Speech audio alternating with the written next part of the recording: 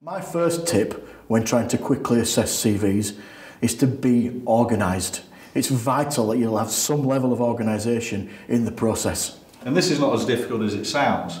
With Outlook, there are various ways that you can create subfolders. So take an example, you're advertising for 3 positions: support manager, IT manager, secretary. The last thing you want is to add problems to yourself by actually having to go through an inbox that's full of responses for all those 3 positions. And this is where you can create subfolders, so 1 for each position. Well, that also seems like a very good idea. Is there anything you can do further from that to organise yourself even better? Very much so. What I then do is then take those subfolders and then subdivide them again, and then create yes, no and maybe. So that way you're partway through creating your shortlist already. I suppose thinking about it, whilst that's for email response, you could probably do the same thing if the responses come in by post as well. So if you create a physical folder of yes, no and maybe, you're reading the CV, the physical CV in this instance, and putting it onto the piles accordingly. Exactly right, it's just about being organised. So Mark, tell me, you've got this inbox, it's beautifully divided. How do you then get the shortlist?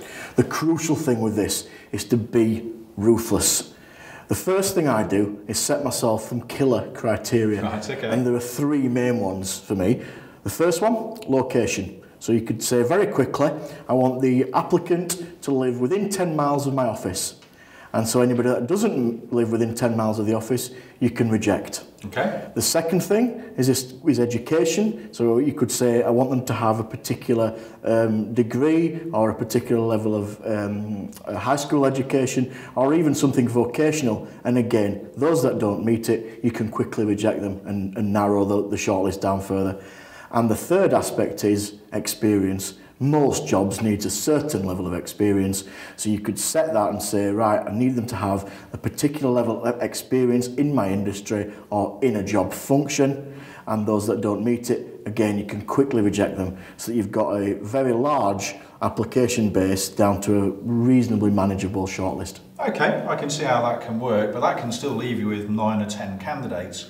What I would tend to then do is benchmark the candidates against the job, so desirable and essential, because you could have 10, 15 people that seem absolutely right for the job, but it's key again to be ruthless and get those down to the people that actually meet all the desirable criteria before going for people that meet other areas as well. I suppose an easier way to do that, or an easy way to do that, would be to have a tick list and maybe say, right, they must tick 6 out of the 8 boxes, and if they do, brilliant, but if they don't, like you say, be ruthless and reject them. Exactly, you can be quite clinical about it, giving people a score out of 10. I'll tell you one of the key things I found when trying to go through this many CVs is lack of focus. I have found myself on a number of occasions reading the same CV twice, probably not digesting it. What do you suggest we could do on this? Well, part of the problem in today's office environment, be it if you're in your own office or if you're in an open plan office, is the number of distractions.